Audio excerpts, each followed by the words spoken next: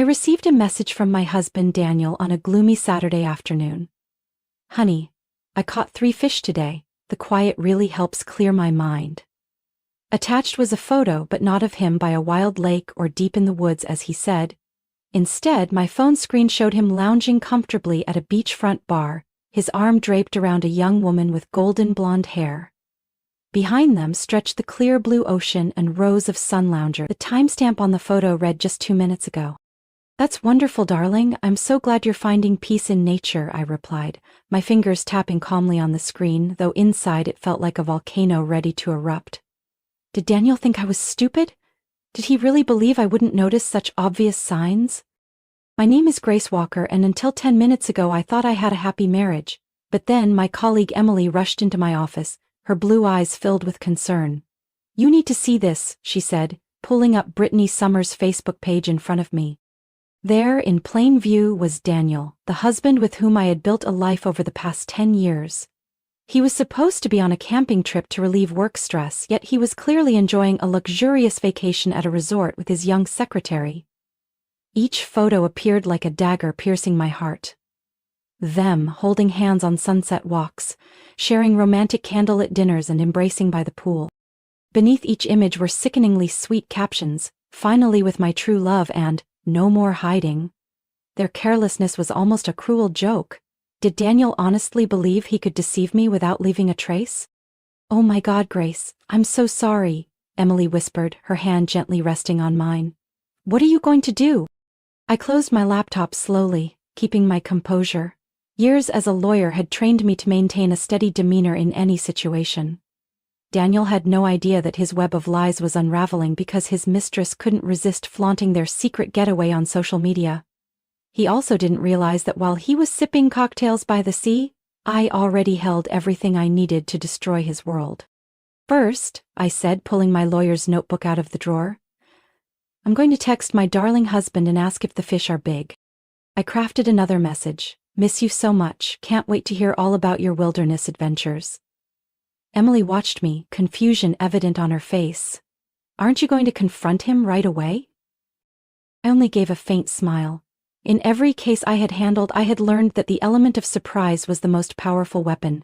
Daniel thought he was clever with his perfect camping story, but he had no idea that social media would become his fatal flaw. You know what's better than catching him in a lie? I asked Emily, my hand still jotting detailed notes in the notebook. It's letting him keep lying while I quietly dismantle everything he has. Daniel and I met in college.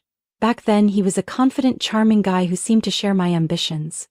We got married after graduation, and I turned down a prestigious job offer at a law firm in New York to stay with him in Denver. Daniel joined an investment firm, while I climbed the career ladder at a top law firm in the city. Everything seemed perfect, until Brittany showed up 6 months ago. Brittany was young, energetic, and constantly mentioned by Daniel. She's so efficient, he often said. Finally, a secretary who can keep up with my schedule. I had ignored the warning signs because I had always trusted my husband. Now, looking back, every small detail formed a complete picture. I remembered our anniversary dinner a few weeks ago when Daniel said he had to work late. Emily gently reminded me, "Do you remember that night? He said he had to stay at the office." I reopened Brittany's Facebook page, scrolling back through her old posts. Sure enough, there was a photo at a fancy restaurant that night, captioned, "Late night at the office has never felt so good." How could I have been so blind, I muttered. But Emily shook her head.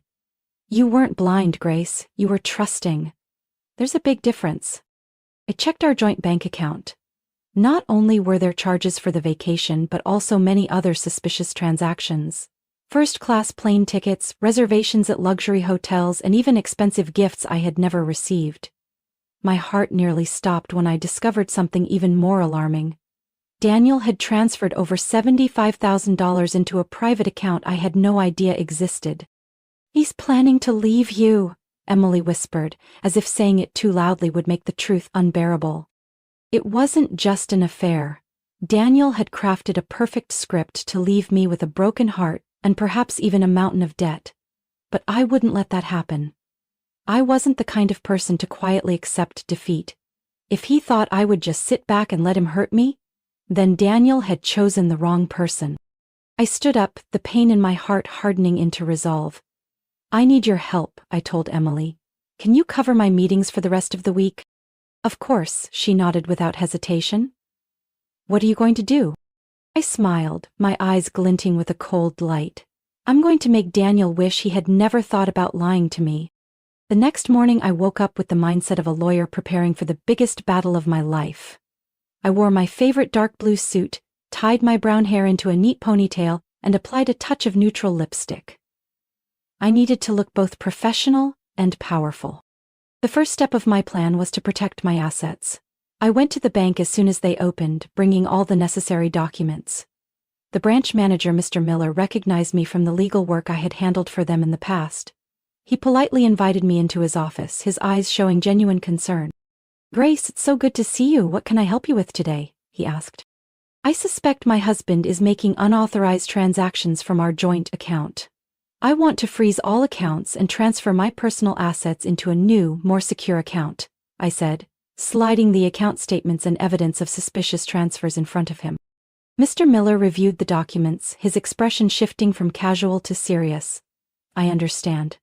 We'll take immediate action. Would you like to set up additional security measures for the new account? I want everything to be as secure as possible, I nodded. Also, if there are any attempts to withdraw from the joint account, I need to be notified immediately. We'll make sure of that, Mr. Miller replied, his respect evident in his tone. If you need anything else, please don't hesitate to reach out. Leaving the bank, I felt a wave of relief. The next step, I headed to the office, entered a private meeting room, and called the Human Resources Department at Daniel's company. I requested to speak with Mrs. Linda Hargrove, the head of HR, whom I had worked with before on a few legal cases. Grace, it's been a while. How have you been? Mrs. Linda's voice remained as friendly as ever.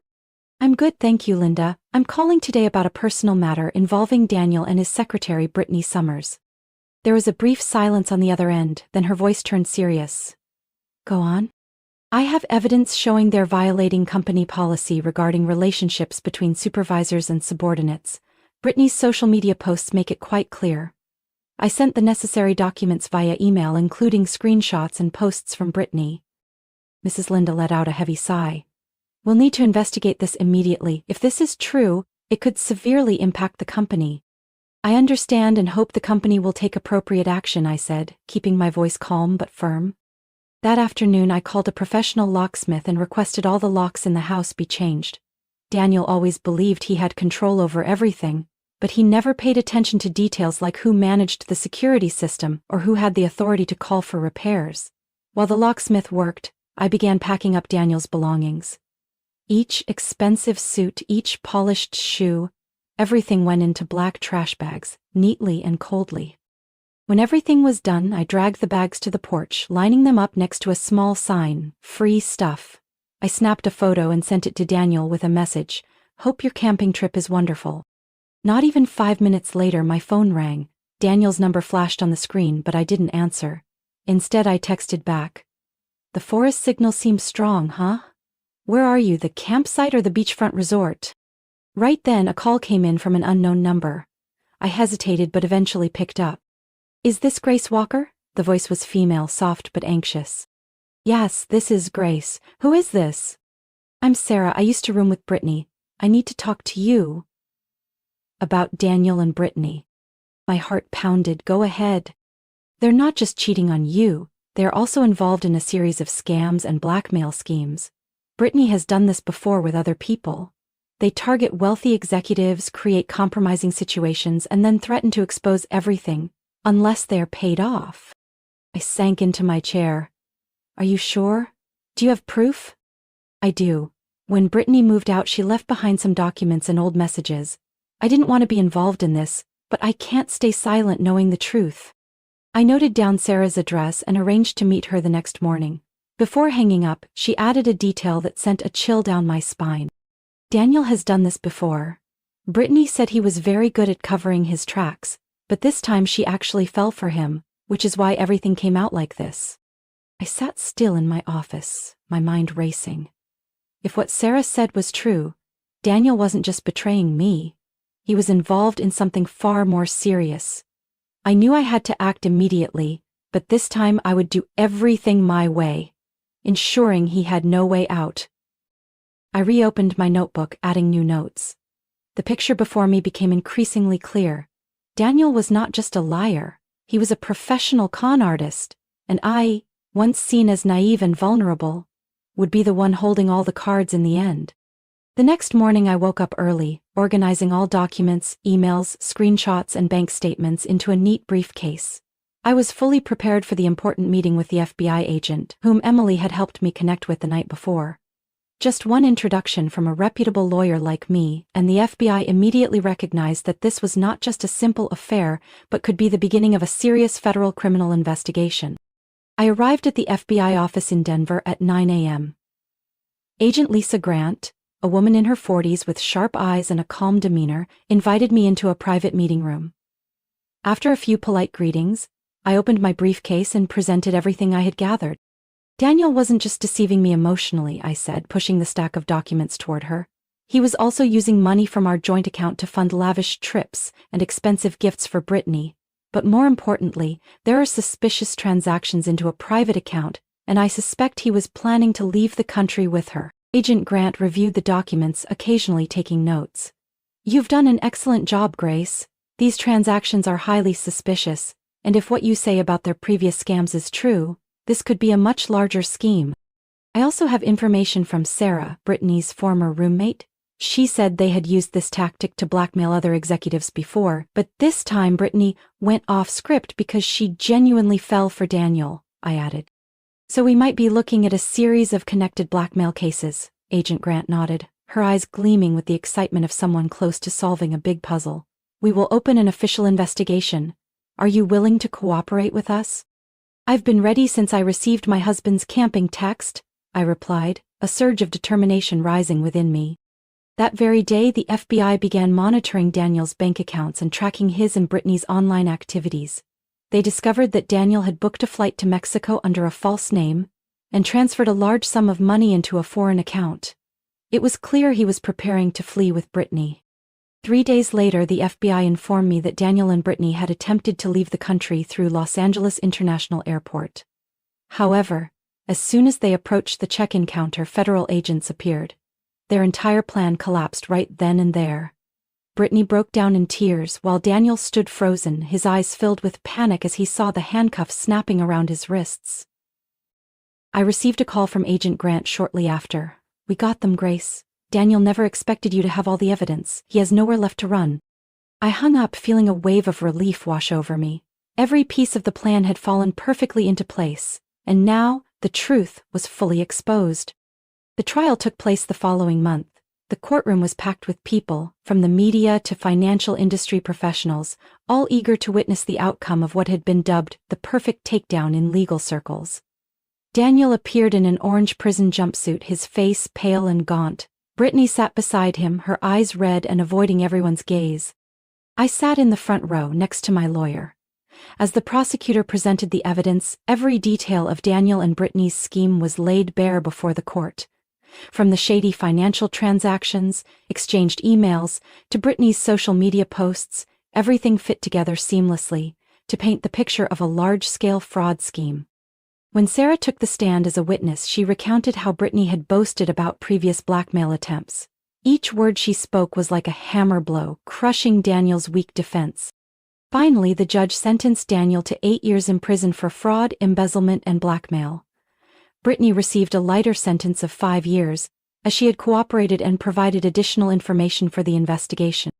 As the judge read the verdict, Daniel looked over at me, his eyes filled with helplessness and despair. But I no longer felt pain or regret. All I felt was a deep sense of peace. I had overcome the hurt, and I had regained control of my life. The months following the trial marked the start of a completely new chapter in my life. I was no longer the Grace Walker of the past, the betrayed, heartbroken, and lost woman. Instead, I had become the strong, confident, and fully empowered Grace Walker. My fraud detection consulting firm, named Integrity Solutions, quickly gained a strong reputation in the industry. Businesses large and small, from startups to multinational corporations, began approaching me to help them establish internal control systems and prevent fraud risks. Time and again, I helped companies uncover sophisticated schemes, from embezzlement to contract manipulation. Each successful case was a testament to my abilities, and more importantly, it helped me affirm my own worth. During a meeting at the office of a large technology company, the CEO said to me, "We've heard about how you handled the situation with your ex-husband. The way you exposed his entire scheme was truly impressive." Those compliments were not only a motivation but also a confirmation that I had turned my pain into real strength. The projects kept coming, and I began building my own team. Emily, my former colleague at the law firm, joined as a legal advisor. She was not only a loyal friend but also a reliable partner. Together we created a professional environment where everyone felt valued and respected. I also invested time in writing and speaking at industry conferences. My book, The Truth in the Shadows: How to Detect Internal Fraud, quickly became a bestseller. On stage at events, I shared my story, not to seek sympathy but to inspire those who had been betrayed or felt lost. I wanted them to understand that every failure can become a stepping stone to success if you know how to stand up and move forward. One autumn afternoon, while sitting in a small coffee shop near my office, a postal worker walked in with a large envelope. "Ms. Grace Walker?" he asked, and when I nodded, he handed me the envelope. One look at the postmark and I knew it was from the prison where Daniel was serving his sentence. I didn't open the envelope. The italicized lines on it could have been an apology, a defense, or even a plea for forgiveness, but to me none of it mattered anymore. I folded the envelope, placed it on the table, and as I got up to leave, I left it there, along with a tip for the server. A chapter had closed, and I didn't need to read its final pages. That evening, I received a message from Sarah, the girl who had helped me uncover the truth about Daniel and Brittany. She had recently moved to Denver and was looking for a stable job. Without hesitation, I invited her to my office the next morning. Sarah appeared more mature than the last time I saw her. The shyness had given way to confidence, though there was still a hint of caution in her eyes. "I heard you're looking to add to your team," she said, her voice gentle yet firm. "Yes," I nodded. "Would you like to give it a try?" Sarah smiled, a bright and genuine smile. "I'd love to. After everything that happened, I also want to contribute to protecting others from similar situations." We sat together sharing stories about the past months. Sarah spoke about her journey, how she overcame her wounds and started anew. I realized that not only had I learned to turn hardships into opportunities, but Sarah was also on that same path. From that day on, Sarah became an integral part of the Integrity Solutions team. She had a unique talent for data analysis and detecting anomalies in financial reports. Together, we continued to help many businesses avoid financial traps and build a transparent, safe work environment. My new life wasn't just about work. I learned to take care of myself, travel to new places, and connect with like-minded people. Each morning, I woke up full of energy and eager to face new challenges. I no longer felt like a victim of the past, but as someone who held the reins of her own future. One day, standing by my office window looking down at the bustling streets, I realized that I had finally found true peace. Not the false peace Daniel once pretended to find in his lies, but the peace that came from the freedom to own my life, to live with truth, and to fear nothing. I had closed the past, not by forgetting it, but by making it a part of my growth journey. From the pain, I had built a new life, a life full of meaning and value. And every day I reminded myself, look how far I've come, and I'm only going further. Grace Walker's story is not just a journey from pain to strength, but a clear testament that every failure can become a springboard to success if we know how to rise. In real life, betrayal or failure can bring us down, but what truly matters is how we respond to it. Turn your wounds into motivation. Use your intellect and determination to rebuild your life. Sometimes, the greatest challenges open the door to a brighter future. What do you think about Grace Walker's journey? Would you have done the same in her situation? Share your thoughts in the comments below. Don't forget to follow the channel to stay updated with more inspiring stories and valuable life lessons about family and everyday life.